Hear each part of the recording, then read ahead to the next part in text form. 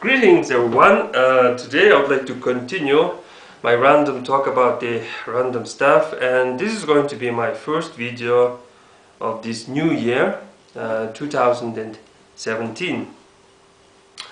I have some doubts about my videos. I don't know which one is was important or etc.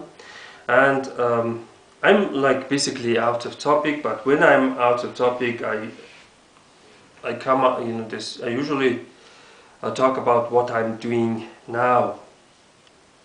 Recently I've been talking about this money. I started this talking about this what is man and stuff. When you think too much about what's man, something like that, you start to think about this money. So from this man's character, I switch it to this money, and constantly thinking about this how to be wealthy and or something like that. So then I stumbled on something, and this something is messing with my plans, messing with my world domination, so to speak. It's this Tibetan deity Dorje Shugden. So let me talk about this. So in my previous video, I'm promoting some dude who is riding a horse, who is having this spear, who is having a dog and a hawk, and I call it this four strong beasts, the beast of mind, the beast of leg, the beast of wings, and the beast of this teeth, and etc. So this thing, this symbolic spirit, is similar to Odin. This one-eyed dude has a spear, has a this crows, and has this wolves, and he rides a horse with 8 legs, something like that, and claims himself being a great creator of mankind, or the father of all men, something like that. So like this Dorje Shugden is a Tibetan local deity, like this Odin, something like that. And this deity, since it's this has spread to the Western world, it became bold, and it this claims itself the world peace protector. This title is usually goes to USA.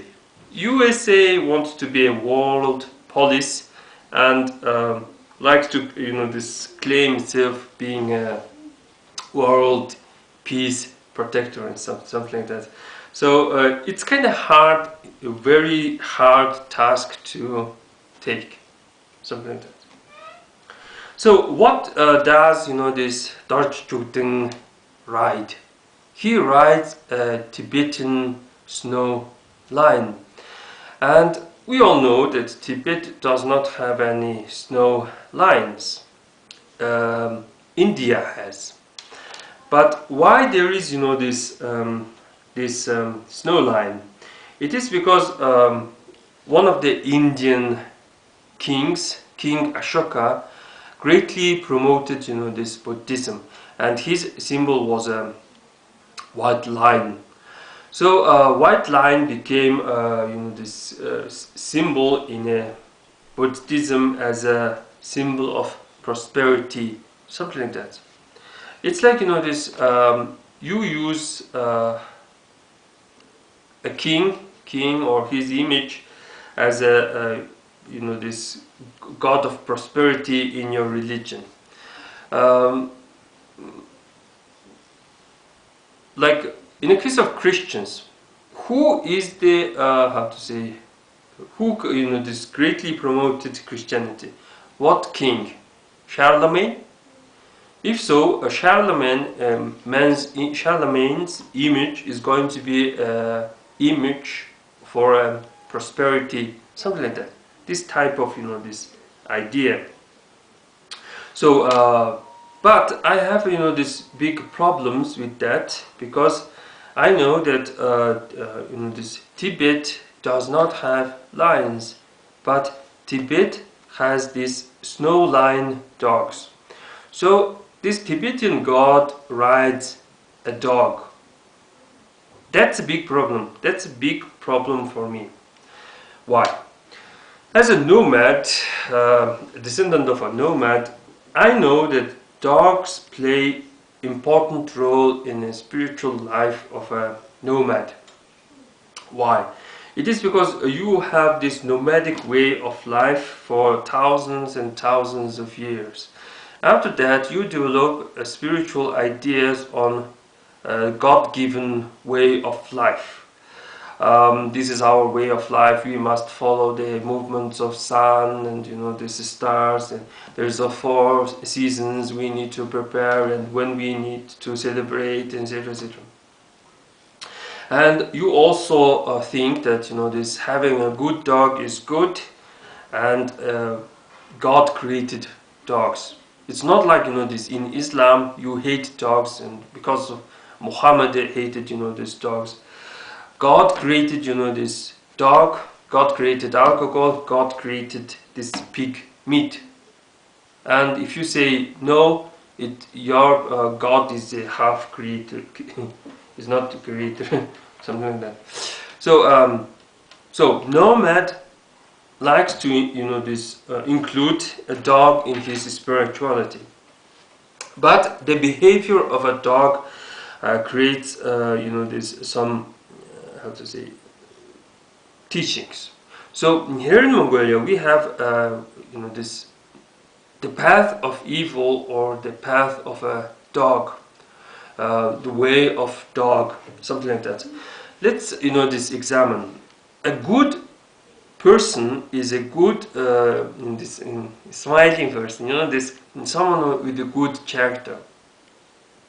Good dog is the one who does this this angry dog is the good dog. You do not want to have this friendly dog, a dog that cannot guard your property. You need a dog with a bad temper, angry dog.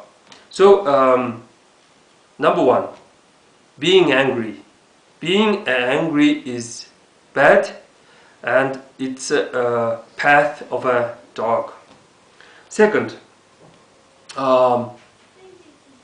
dogs bark.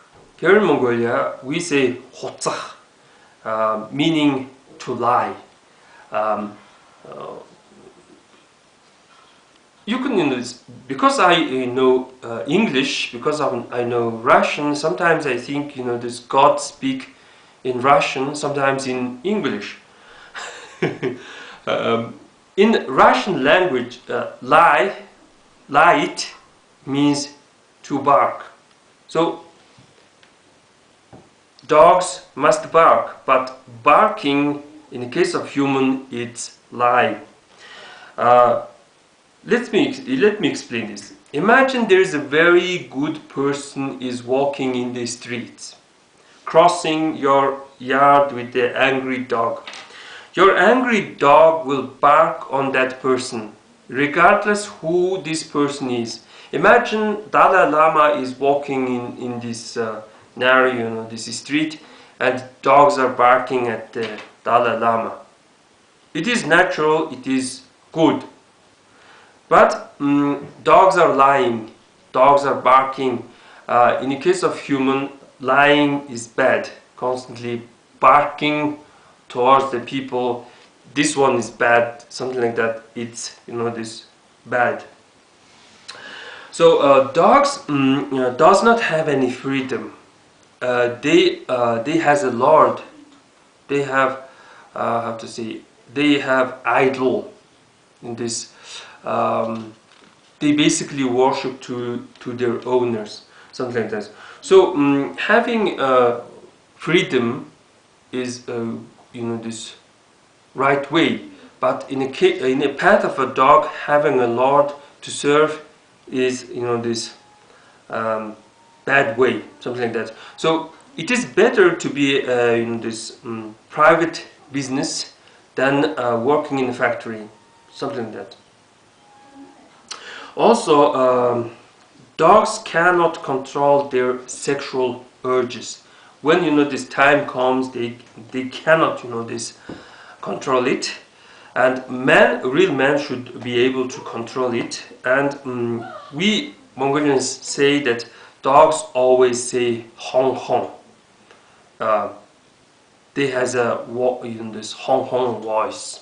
It means ass voice, and dogs always this say bad word, your ass, something like that.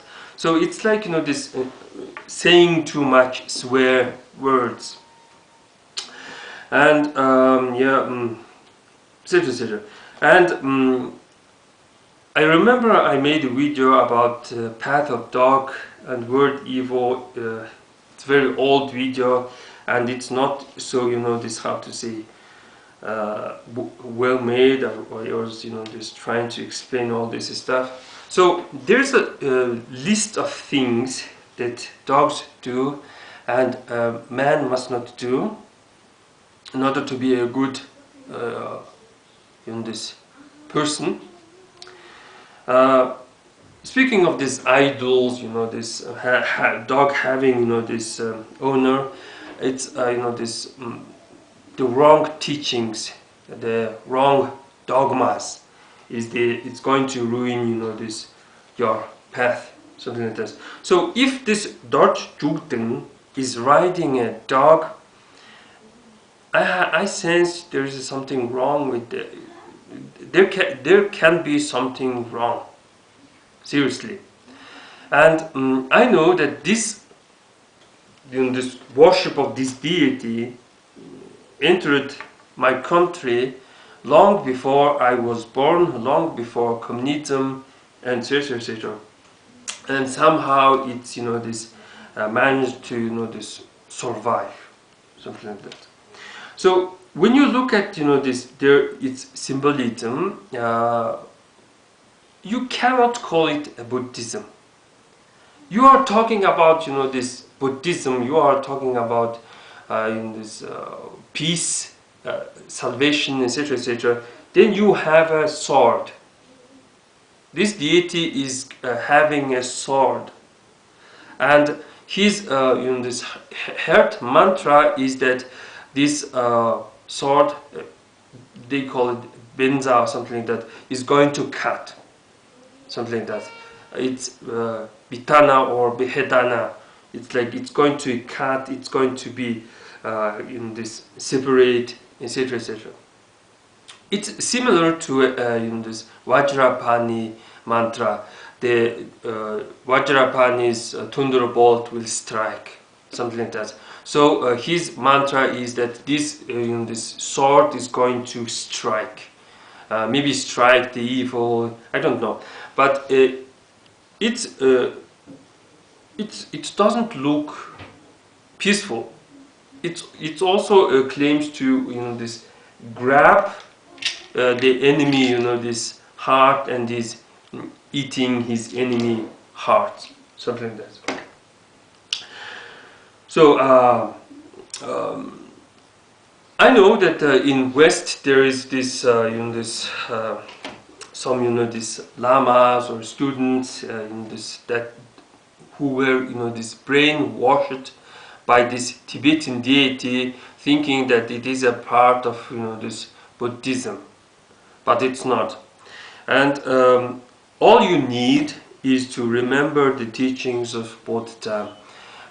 It is not the church. It is not some book or this dogmatic rules that going to this save you, or you have to work on your salvation this alone, something like that. So yeah. I will, put the Buddha's quote in the description below. So I did criticize this deity, and since this deity is also claims to be, this deity of wealth, I also criticize that it's not working. It didn't work for thousands of years. It's not working. Why? It is because this big Tibetan, this highland Himalayas may be this great realm of this white snow line, but this area drops its water towards India. It drops water towards this China. So for Chinese, this Singapore or this southern Chinese, this deity may be a god of wealth and this prosperity because it brings water for them. But this big mountain thing blocks all the these juices, all the wetness from us, and we end up with the desert. So this this landscape spirit, basically Tibetan deity, is blocking our this prosperity, our this rains, etc. So in my opinion, there is no need to bow to this dude with this sword. I like the idea that who has the bigger stick should rule, and in this, I guess I will remind this my fellow Mongolians about the spear holder, not this sword holder, something like that. Well, this is what I this going on recently, and I'm getting a lot of these dislikes when I criticize the Dorje Shugden in Mongolian, and it seems it's one of the active spirits. Well, that's pretty much for today, and thanks for watching.